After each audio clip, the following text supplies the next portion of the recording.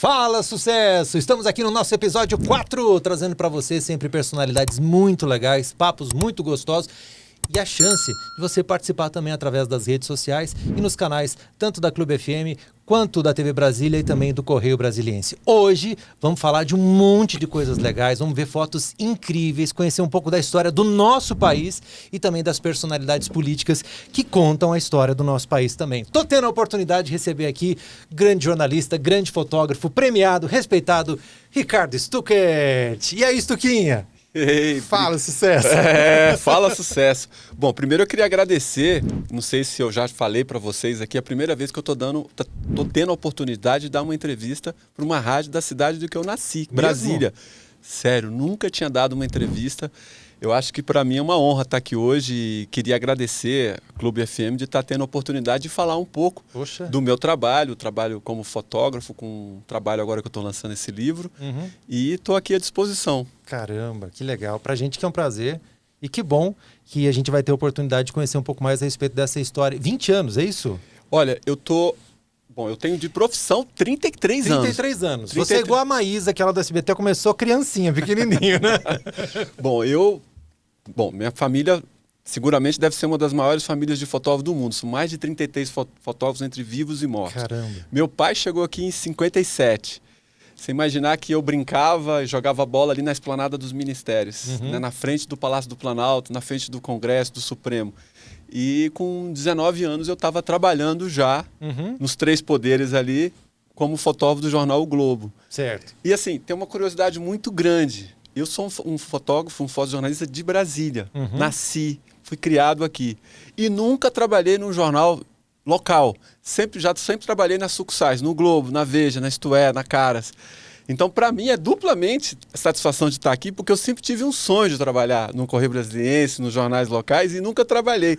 Então, eu estou aqui hoje, né, dando uma entrevista e podendo contar um pedaço da minha história, da minha família aqui, que eu acho que é bem interessante. Caramba, como é que foi essa iniciação, vamos dizer assim, na profissão? Porque o seu pai, muito respeitado, tem uma história incrível e tal. De alguma maneira, ele deu aquela encaminhadazinha ou não? Aqui tem aquele lance do pai que às vezes não quer que o filho siga o mesmo caminho. Como é que foi isso? Olha, até então eu não sabia o que meu pai estava fazendo comigo e com meu irmão, que trabalhou com a presidenta Dilma e trabalhou no jornal O Globo, o Stuckert Filho.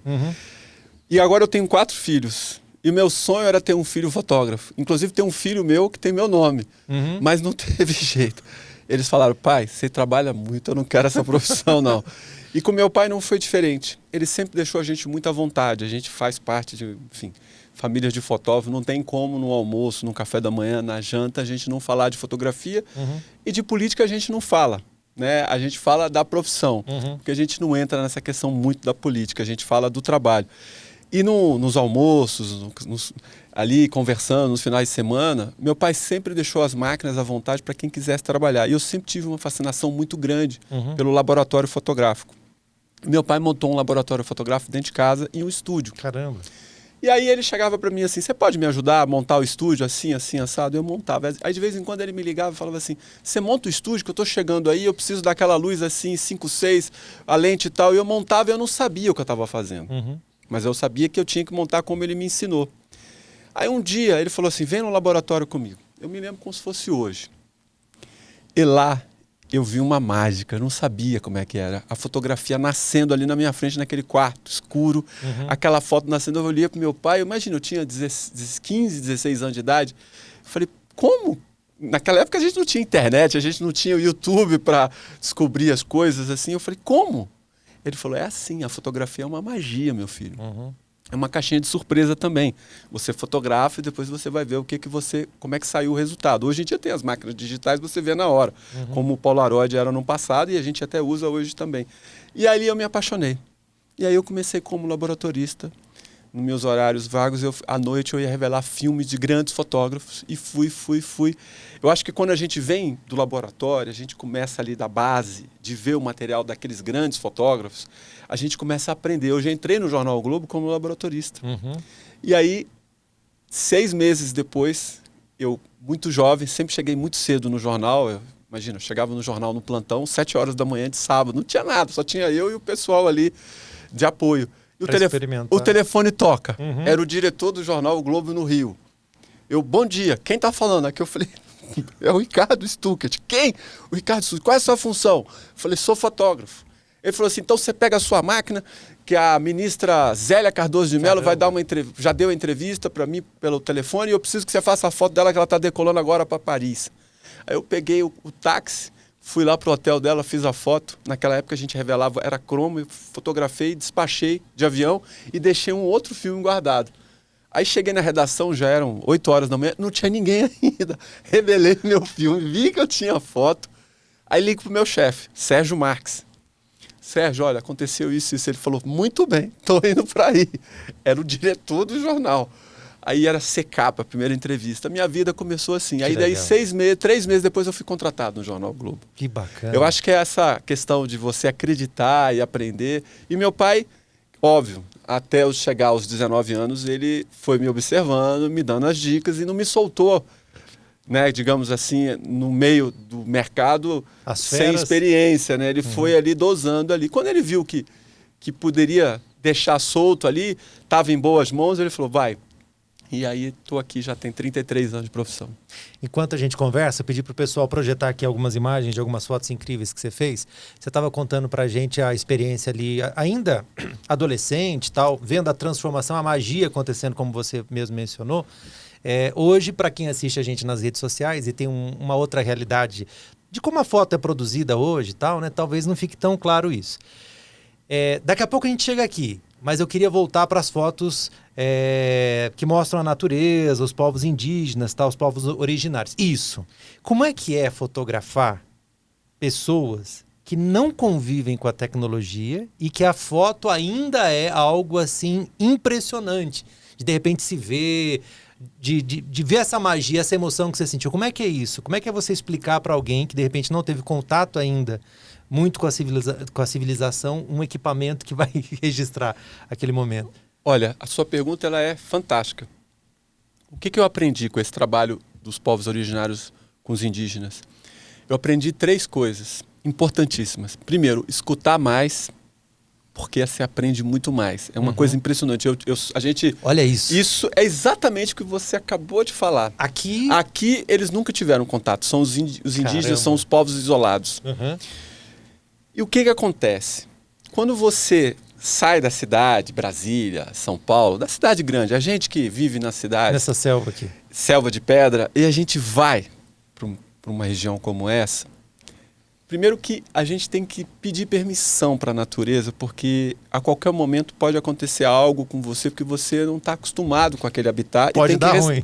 E tem que respeitar.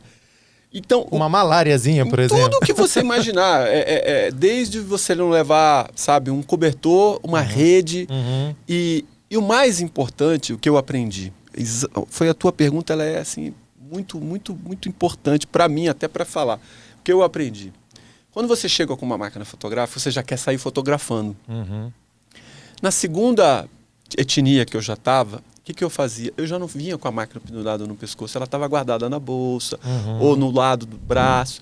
Eu ia conversando com as pessoas, porque se você chega com a máquina fotográfica, você está entrando na privacidade deles. Invasivo. E aí eu senti que eles ficavam como qualquer outra pessoa ficaria, se bem um fotógrafo ali fotografando você. Peraí, o que é isso e tal? Então, o que eu aprendi? Eu chegava, eu tinha pouquíssimo tempo para fazer esse trabalho, eu ficava lá conversando com eles horas. Se você me perguntar como foi com o Raoni, eu tinha 2 dias e meio para fotografar o Raoni. Eu só fotografei o Raoni. No último dia, eu tive 3 horas para fotografar. Porque eu senti que valia mais a pena eu conversar com eles, ou com o próprio Raoni, e sair dali como um amigo, voltar numa outra situação, ou ali ele me der permissão para que eu pudesse fotografar. Por assim dizer, ganhar... Não, a confiança, a confiança, né? E o trabalho, esse trabalho do livro é isso. É um trabalho onde eu estava fazendo... Porque é o seguinte, o que eu aprendi e o que eu falo para as pessoas? As pessoas falam que... O que é minoria no Brasil e no mundo? Os negros, as mulheres, os indígenas. 53% da população brasileira é negra. A população, as mulheres, os negros, os indígenas são a maioria desse país. Verdade. E o que eu aprendi? Eu tenho que ouvi-los. A partir daí, eu vou captar a essência e a alma deles da forma que eles estão me deixando.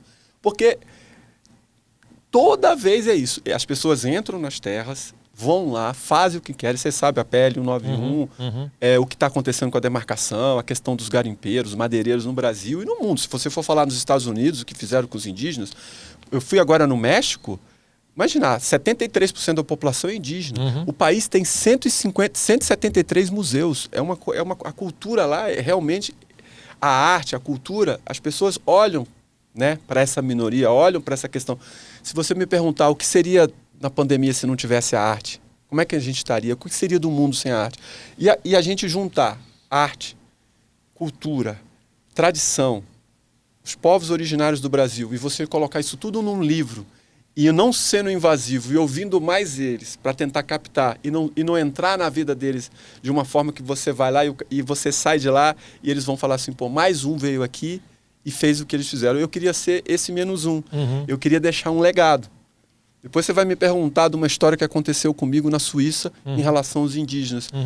Para mim foi uma história fabulosa. Imaginar que eu fiz uma viagem agora recentemente, fui para a Suíça, a trabalho, lá eu estava almoçando com um jornalista brasileiro, e ele me disse, eu tenho 2 filhos que estudam em escolas públicas aqui em Genebra, e o filho dele mais velho, de 10 anos, falou assim, pai, agora vai ter uma mudança na escola. O pai falou, qual é a mudança, meu filho?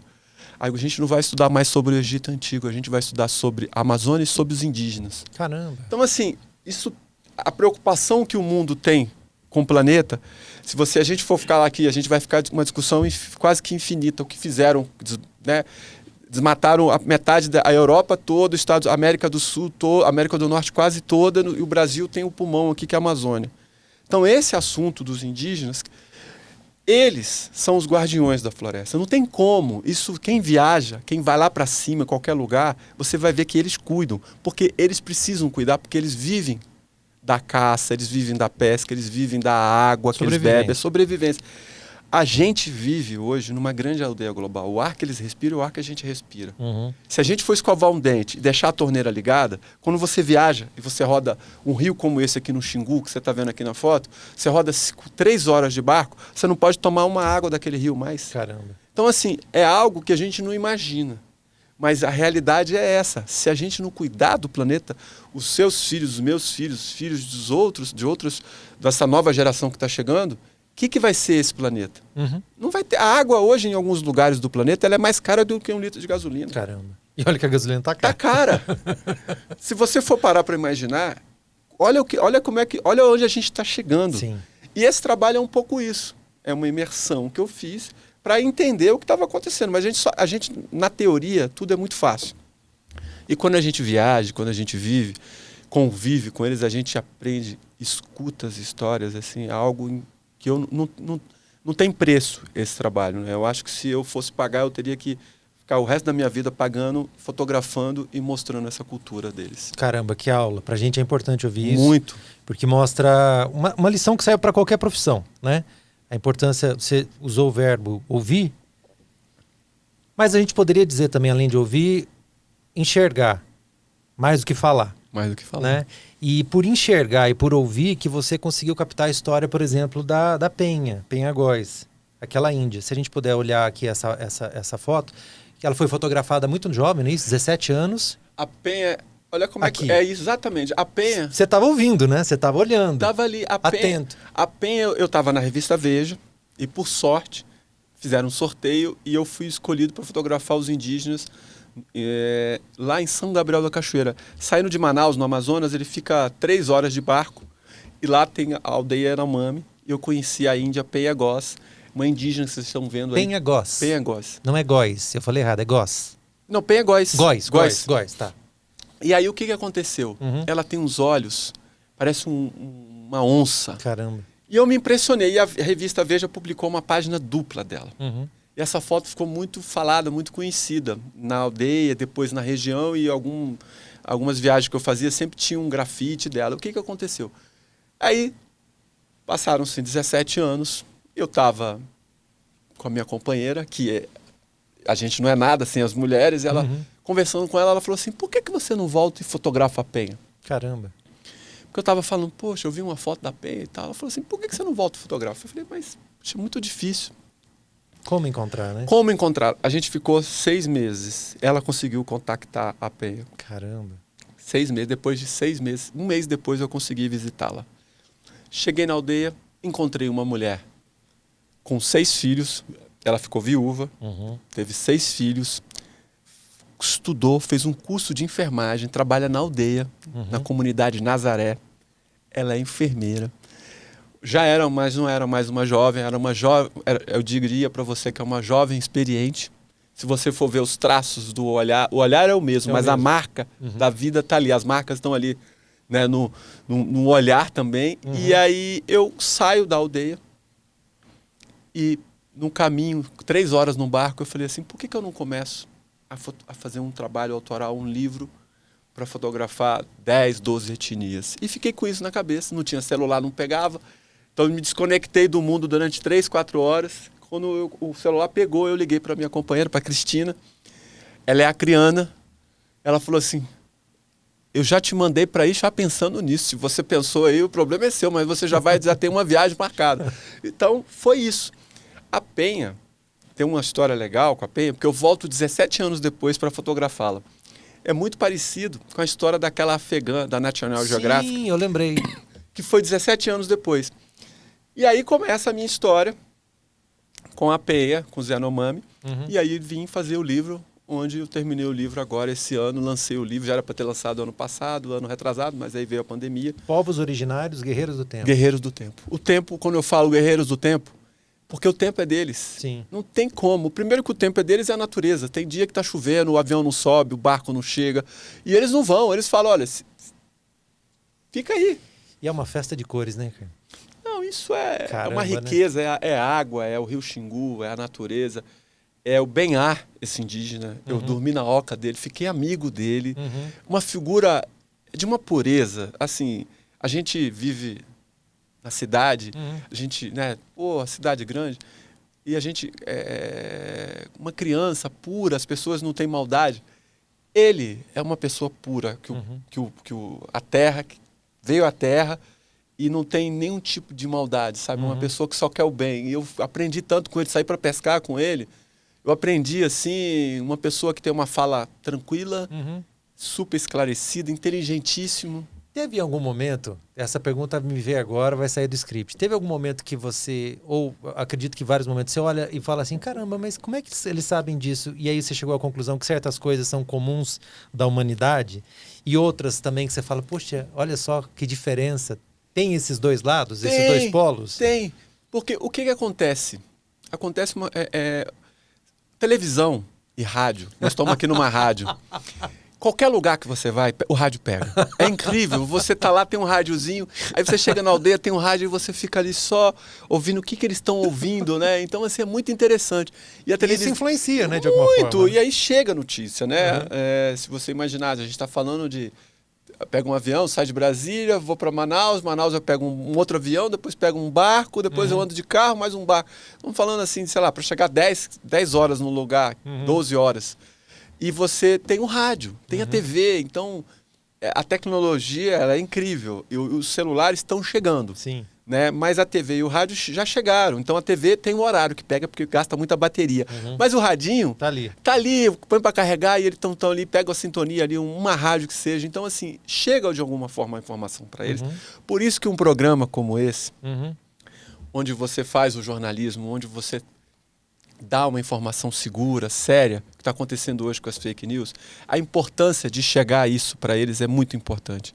E quando você vai conversar com o Benhar, e você conversa com ele, primeiro que passa de pai para filho, né? As histórias, a cultura, e nada muda. Se você viajar daqui para Estados Unidos, para a Alemanha, para a França, para a Rússia, qualquer outro país que você vá, são as tradições, a cultura, mas a essência do ser humano é uma. É uma só. Então, quando eu falo da essência de um ser humano como esse, que é puro, quando eu falo que é puro, porque é puro mesmo.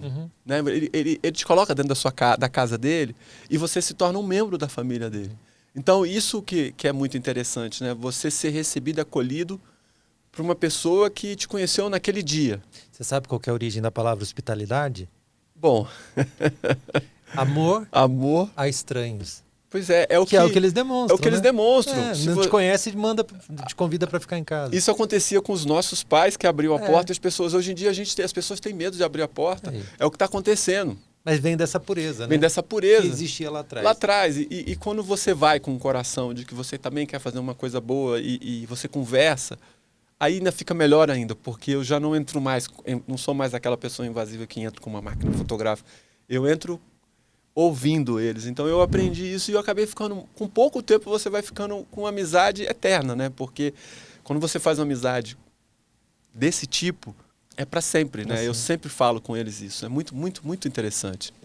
E agora a gente vai falar um pouco também de uma parte marcante, significativa da sua carreira, da sua história, que é a cobertura política. A gente falou do início do seu trabalho ali, muito jovem, 19 anos, já fotografando ministra da Economia, aquele momento do Plano Real, aquela ebulição toda. Muito jovem também você passa a acompanhar uma das figuras, uma das personalidades políticas marcantes do país, que é o presidente Lula. Como é que foi essa transição, esse convite? Em que momento chegaram para você e falaram, você vai acompanhar Luiz Inácio Lula da Silva? Olha, eu estava fazendo um ensaio fotográfico para a revista Isto É. Eu fiquei na vida dos 4 candidatos que tinham possíveis chances de ganhar a presidência da República, em 2002. Eu fiquei com o Garotinho, com o Ciro, com o Serra e com o Lula. Eu fiquei uma semana na vida dos 4 candidatos. Quando eu terminei o trabalho com o presidente Lula, terminou a revista fechava na sexta-feira. Sábado de manhã já estavam nas bancas. E sábado, meio-dia, 11 horas da manhã, eu fui num evento que o então candidato estava no evento. E quando ele chega, ele vai ao meu encontro e fala assim, olha, eu queria dizer o seguinte, adorei as fotos que você fez na revista. Você já tinha fotografado o presidente Fernando Henrique, Collor... Já tinha fotografado naquela Itamar. Não, e naquela eleição eu tinha o Ciro, o Garotinho e o Serra. Todos ali com chances de ganhar eleição. E o presidente falou, então o candidato Lula falou assim, olha, eu gostei muito. Aquilo ali passou. Quando a gente chegou no último debate da TV Globo, no Projac, no Rio, terminou o debate e a gente foi pro hotel e eu estava do hotel do lado dele, a gente estava ali, a imprensa toda, o Ciro, o Serra estava também, os 2 candidatos que estavam na frente nas pesquisas. O presidente Lula, no caso, o candidato passa, bate no meu ombro e fala assim, olha, o secretário de imprensa vai falar com você. Eu olhei assim e falei, pô, será que eu consegui uma outra exclusiva? Vou entrar lá no quarto fotografar? Eu falei, tá bom, eu chamava todos já de presidente. Eu falei, tá bom, presidente, vou aguardá-lo. Aí o Ricardo Couto, passa e fala assim, Stuquinha, me espera aqui que a gente vai ali conversar, vamos jantar. Eu falei, tá bom.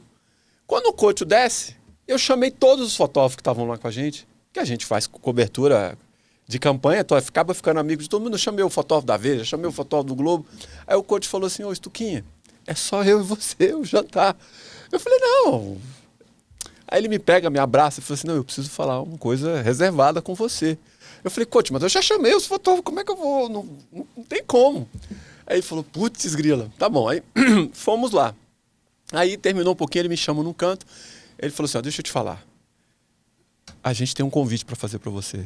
Você topa ser fotógrafo do candidato? A gente quer que você já seja fotógrafo agora, se tiver segundo turno, a gente já quer que você seja o fotógrafo dele. Mas se ganhar, a gente quer que você seja o fotógrafo oficial. Eu levei um susto, porque eu jamais imaginaria que eu receberia um convite tão rápido para ser o fotógrafo. Porque eu estava com 30 anos, 32 anos de idade, na flor fazendo Olimpíada, tinha ido para Sydney, fazendo as matérias, fazendo tudo que eu queria. Uma redação super importante e tal. Eu falei, tá bom, eu vou pensar. Ele falou, como que você vai pensar? Tem uns 10 fotógrafos que você vai pensar. Eu falei, não, Couto, eu vou ser sincero para você. É óbvio que eu aceito. A oportunidade que eu vou ter com 33 anos, fotografar o primeiro operário desse país, eu sou de Brasília. Ele falou assim, esse é um dos motivos que a gente está chamando você. Você já trabalhou com vários presidentes, você tem experiência, você é de Brasília, você sabe como é que funciona aquilo. Eu falei, não, eu aceito, mas eu vou te pedir um favor, você não fala isso para ninguém. Eu falei, só vou falar isso para uma pessoa, para o meu pai, porque já foi fotógrafo do Figueiredo, eu preciso conversar com ele, eu não posso falar para ninguém. Não, tá bom. Aí conversei com meu pai falou, olha, é diferente trabalhar na presidência da República. Lá você não está trabalhando só para uma pessoa, que é o presidente, você está trabalhando para o Brasil, uma instituição chamada Brasil, Presidência da República. É muita responsabilidade. Eu sei que você é jovem, mas você é uma pessoa centrada, mas você tem que entender que é diferente. Aí eu voltei para o Couto. Falei, ó, Couto, Tudo bem, da forma que eu aceitei, mas eu digo para você, para aceitar tem 2 condições. Aí o coach falou, quais são? Que eu faça a foto oficial do presidente e que a presidência da República não seja um local onde um fotógrafo que faz a foto, revela e guarda para álbum de família. Aquilo ali tem que ser como na presidência dos Estados Unidos, na Alemanha, na França, na Argentina, na Venezuela. Como? Porque lá tem a parte de divulgação da agenda do presidente. Porque é uma assessoria.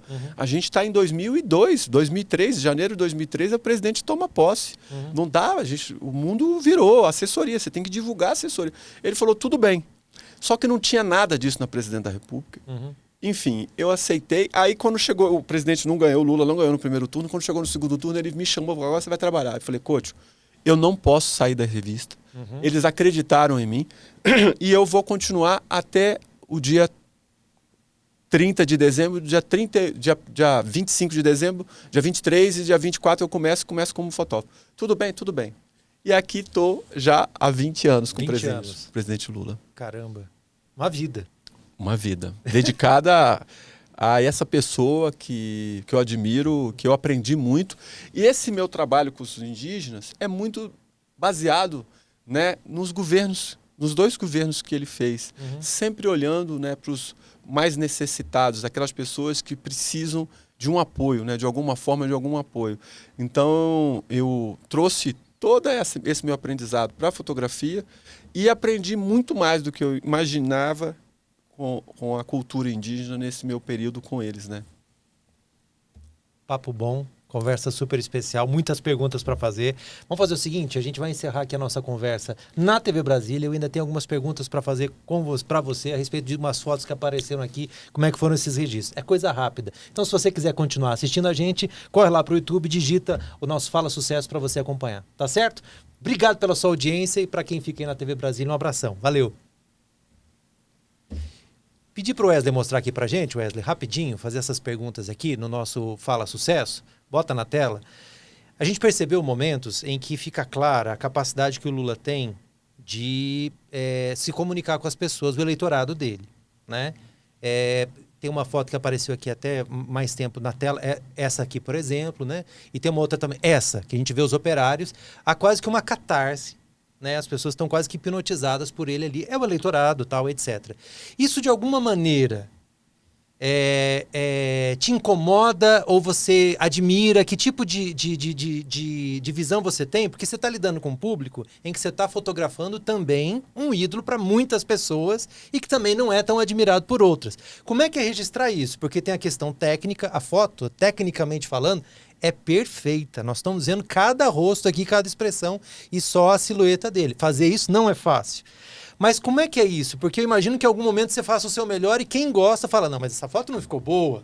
Lidar com amores e paixões também tem isso.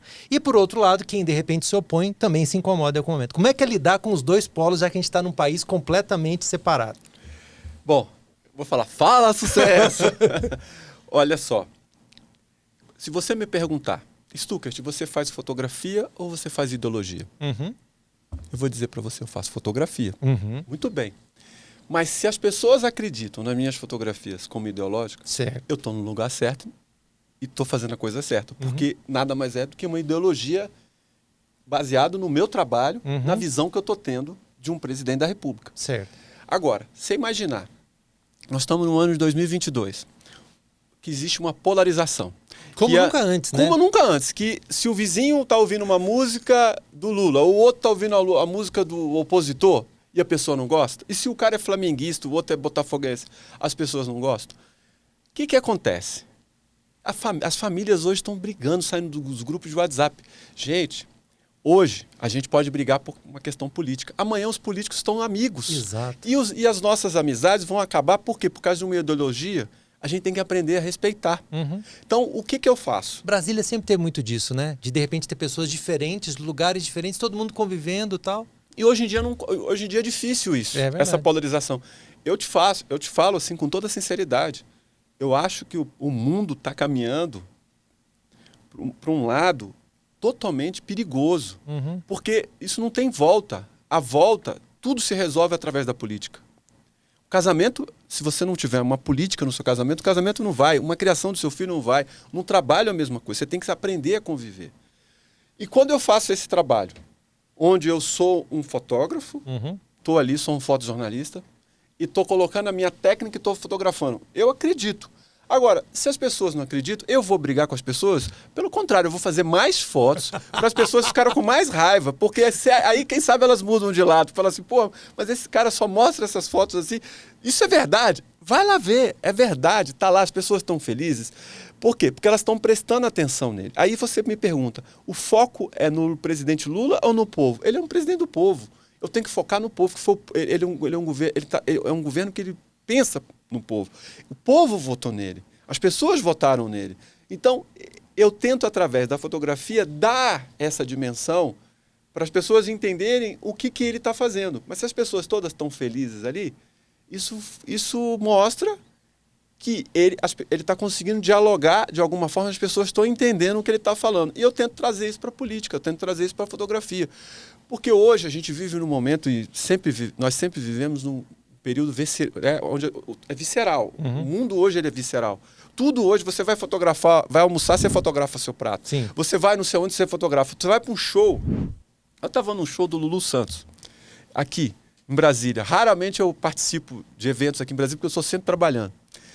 E eu tô lá, as pessoas estão filmando e fotografando. E, assim... Não estão curtindo. Não estão curtindo. A curtição hoje é assim. Sim. Então, assim, eu falo... É pela lente. É pela lente. Então, eu falo assim, se o mundo ele é visceral, e nós trabalhamos com imagem, somos profissionais pagos para isso, a gente tem que mostrar algo mais do que as pessoas não conseguem ver. E aí a gente usa toda aquela técnica de uma máquina mais profissional. Não que um celular você não consiga fazer, você até faz. Você anda com quantos celulares? 3. 3. Para o exercício da profissão também, né? Por que eu ando com 3? Eu faço as transmissões ao vivo do presidente. Então eu uso um para o Facebook, um para o Instagram e um para o Twitter. Certo. Então eu faço as transmissões, cada um tem um formato. Então agora eu tenho um software também que eu faço uma transmissão e eu jogo para todas as outras redes. Por que a gente faz isso? Porque a qualquer momento num evento a gente está entrando ao vivo, eu estou filmando em pé, estou filmando deitado, eu uso 3 máquinas fotográficas. É possível uma foto dessa só com o celular? É possível, mas com uma máquina profissional você, digamos assim, o acerto é muito maior. Mas hoje em dia, com esses novos celulares, primeiro que para filmagem, na área quando você filma, eles estão perfeitos. Para fotografia ainda tem algum detalhezinho a ser ajustado, que chega, mas já está chegando. Esses novos iPhones, os celulares os chineses, o Huawei, maravilhoso, o P30, P40, P50, o iPhone 13. É incrível, você vê a qualidade assim, mas é óbvio que não chega a uma máquina fotográfica profissional ou semi-profissional. Você usando a sua técnica hoje, você faz trabalhos com o celular. Tem filmes em Hollywood feitos através do celular. Precisamos falar disso. Eu fui pra lá. Só não pode dar tapa aqui.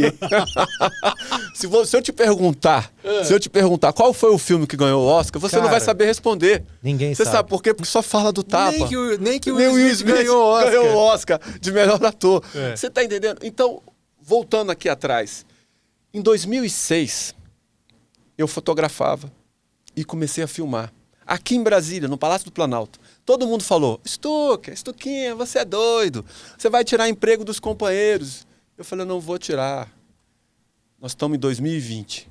Se você for levar um currículo para uma agência internacional ou para um veículo de comunicação, você já é fotógrafo, todo mundo sabe, mas eles vão fazer uma pergunta. Você sabe filmar e sabe editar? Se você não sabe, eles não contratam. Porque você tem que ser multimídia. Hoje a uberização chegou. Isso já era na Europa e tudo mais. Isso chegou. Cara, essa foto é... Então, o que acontece? Essa questão dos celulares, essa questão desse momento visceral que a gente está vivendo, se nós, que somos comunicadores, você fala sucesso e eu ali com a máquina fotográfica, a gente não vai conseguir chegar a lugar nenhum. Porque o mundo, ele anda assim, a velocidade que a gente está trabalhando é incrível. Se você não for multimídia, não chegar com produto, com vídeo, com foto e não oferecer, as pessoas você não consegue fazer essa divulgação. Por isso que eu tenho 3 celulares e tenho o meu pessoal, porque o meu pessoal eu não misturo com profissional para você não fazer uma publicação errada. Já vi muita gente, então eu falo, pessoal tá aqui, eu não misturo com, não deixo nada do pessoal no do trabalho. E eu ando sempre com 3 máquinas fotográficas, por quê? Porque eu não troco de lente. Porque como você tá sozinho fazendo as coisas, você não precisa perder tempo. Então você tem 3 máquinas, você resolve sua vida. Dependendo da pauta, eu vou com 2 lentes, com 2 máquinas. Dependendo se for uma viagem internacional, eu vou com 3, porque a gente não sabe o que vai ter pela frente. E sempre com o celular para filmar e tal. Mas eu filmo muito com a máquina fotográfica, tem uma qualidade boa. Se bem que agora o iPhone 13 tem um modo chamado cinema, que você faz vídeo como se você tivesse com aquelas máquinas que desfocam o segundo ou o primeiro plano. Então, assim, agora a tecnologia veio na sua mão mesmo, você tem tudo ali na sua mão. Então, para a gente que trabalha com informação, tudo muito rápido, você imagina, o 5G está chegando. A gente faz transmissão com 4G na rua. Você imagina quando chegar o 5G? Caramba. Acabou, é uma revolução. Antigamente você ia fazer uma transmissão de TV, você usava satélite, Sim. uma fortuna. Agora você usa os Multilink, todas as grandes emissoras e funciona. Você imagina quando tiver o 5G na rua? Então eu acho que a gente tem que andar para frente. Eu fui criticado. Por que eu te falei isso? Eu fui criticado. Aí, isso em 2006. Em 2019, não, 2018, eu fui para o Oscar e concorri com Democracia em Vertigem. Pois é, cara. Com as filmagens que eu fiz. Você imagina, um fotógrafo de Brasília que começou a filmar em 2006, quando foi criticado, e depois eu participei do filme Democracia em Vertigem e fui entrei no tapete vermelho, sentado lá, olhei para trás e falei, eu estou no lugar errado, eu tinha que estar lá onde estão os fotógrafos. Aí a ficha vai caindo. A vida é duro, viu? A gente olhar para trás e falar, caramba. Mas parece que o jogo virou, né? Pois é. Como é que é isso, cara? Concorrer a um Oscar, que já é um prêmio, né? O simples fato de concorrer já é um prêmio. Com um filme, um documentário inovador, como é que foi isso? Olha, quando a Petra Costa, a diretora, mostrou o projeto para mim, eu falei assim, isso é um projeto maravilhoso. Por que ele é um projeto maravilhoso? Porque ele vai totalmente ao encontro do que eu estou fazendo. O que eu estou contando a história foi aquela tua pergunta que você fez para mim aqui no começo. De qual é o lado da história? O que você está registrando da história? Então, muitas vezes, alguns veículos de comunicação não mostravam o que estava acontecendo no Brasil naquele momento. Do impeachment, do que aconteceu com o presidente Lula, o que aconteceu no país. E ali a gente estava registrando o outro lado que ninguém viu. Isso foi para um documentário, foi muito bem feito, muito bem editado. E você leva esse documentário, ele é finalista do Oscar. Não ganhamos o Oscar, mas para mim já foi a vitória eu estar lá. E a gente ganhar, a gente imaginar que um filme brasileiro estava sendo representado e a história contada do outro lado que muitos brasileiros não viram. Pela imprensa, enfim, pelos veículos de comunicação. Teve alguma foto nesse período, principalmente, enfim, que você está acompanhando o Lula, que você não gostaria de ter feito? Teve. Qual? Uma foto do neto dele, no velório do neto dele, onde ele estava preso e ele teve que ir no velório do neto. E eu vi aquela cena do presidente que saiu de Curitiba, com essa prisão injusta que a gente sabe que aconteceu, e ele está ali visitando o neto no velório. Para mim foi uma das fotos, foi a foto mais triste, eu não gostaria de ter feito essa foto. É uma tristeza você imaginar a angústia dos filhos, dos pais, do avô tá ali numa situação como aquela. E teve uma outra foto também, que foi o velório do irmão do presidente, o Vavá, que eles não deixaram o presidente no velório. O presidente não foi, eu tive que registrar, mandei as fotos para o presidente lá em Curitiba também. Mas a foto do neto era uma fotografia realmente que eu não gostaria, porque ali estava tudo aquele momento que o país estava vivendo, sabe? É a maldade da maldade do ser humano, sabe? Não tinha necessidade daquilo. Hoje a gente vendo... Olha, eu vou te falar, isso que aconteceu com o presidente Lula, eu imaginei que ia acontecer daqui 50, 100 anos. A história ia ser contada, mas ela está sendo contada e virou em um ano. Você imaginar que ele estava lá 580 dias e teve que sair de lá para visitar o neto que teve uma morte súbita, que ninguém... Se você for imaginar do que ele morreu em 2 dias no hospital, 1 dia e meio no hospital. Então, assim, é muito triste aquilo que a gente falou, né? A polarização, a maldade. O Brasil foi eleito foi eleito o país mais feliz do mundo. Hoje não é mais. Você imaginar essa crueldade do ser humano, de chegar ao ponto que a gente chegou, para que isso? Isso realmente me marcou muito. Eu não gostaria de ter feito a foto. Fiz, não publiquei, está lá a foto. E isso marcou realmente a minha carreira como fotógrafo e como ser humano também, e como pai, né? Uhum. Vou fazer perguntas aqui para a gente encerrar. Se você quiser responder com uma palavra só, show de bola. Se não der, mas a gente tenta o ping-pong.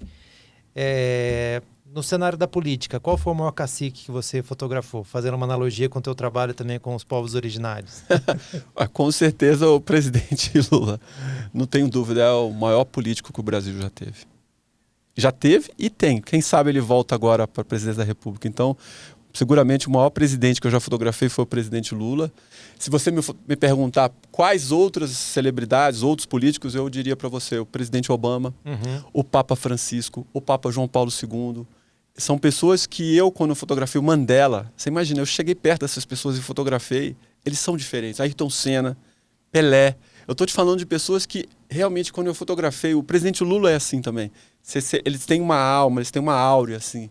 O Obama é assim. O Obama é extremamente carismático. Extremamente carismático. Eu cheguei na Casa Branca antes do presidente, eu entrei para fotografar, ele veio me cumprimentar. É muito parecido assim com o presidente Lula. É uma pessoa que você vê que gosta de falar, de encontrar com o ser humano. Então, são essas pessoas. Então, com certeza, o presidente Lula, quem sabe a gente volta aí para Brasília. Deixando os povos originários de lado, a foto mais selvagem que você fez? A foto mais selvagem, eu acho que não é a mais selvagem, né? Eu acho que a fotografia, ela te leva para alguns lugares que às vezes você não queria estar, né?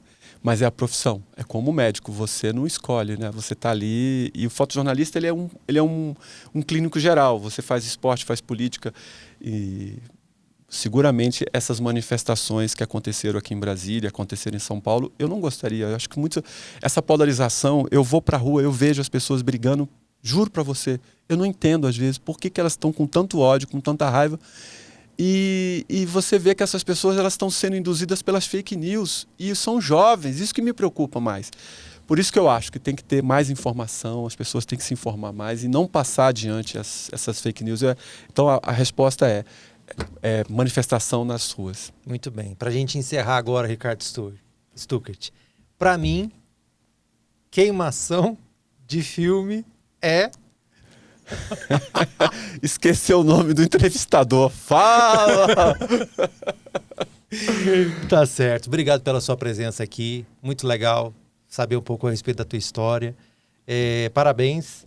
E a gente tem certeza absoluta que esses registros que a gente mostrou aqui vão ajudar muito, inclusive, para a galera que quer conhecer mais os povos que chegaram primeiro aqui no nosso país e são tão importantes. Só para terminar, se você imaginar, quando os portugueses chegaram aqui, nós estamos falando em 1500, a gente tinha 5, 4 milhões de indígenas. Hoje a gente não tem 1 milhão de indígenas. A gente tem 304 etnias. Então, assim, é algo realmente para a gente se preocupar. E o livro... Ele tá em bilíngue, então assim, é um livro para levar para fora, porque às vezes quando vem de fora para dentro as pessoas dão, infelizmente é assim, as pessoas dão mais valor. Aqui eu estou tendo o prazer, a primeira vez que eu estou sendo chamado, deixar registrado, primeira vez, Ricardo Stuckert está sendo chamado para dar uma entrevista para uma rádio de um porte como essa. Eu nunca dei uma entrevista, nunca fui chamado, nunca me entrevistaram. Então assim, eu queria deixar muito claro, agradecer de estar aqui num espaço plural, num espaço de vocês que vocês estão abrindo para a gente falar aqui de política, para falar de política indigenista, para falar de tudo.